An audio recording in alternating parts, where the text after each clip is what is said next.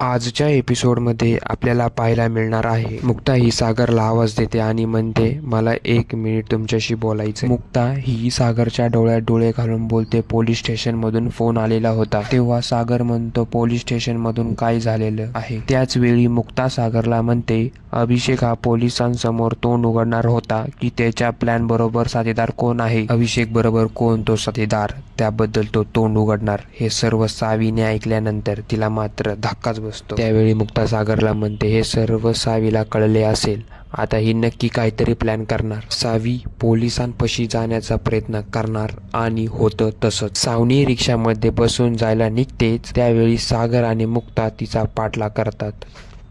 सावनी धावत धावत पोलीस स्टेशनमध्ये जाते. पुढील भागात आपण पाहणार आहोत सागर आणि मुक्ता हे दोघे कशा प्रकारे सावनीला रंगेहात पकडणार. ते पाहण्यासाठी चॅनलला लाईक, शेअर आणि सबस्क्राईब करा. असेच नवीन नवीन अपडेट तुम्हाला या चॅनलला मिळून जाईल.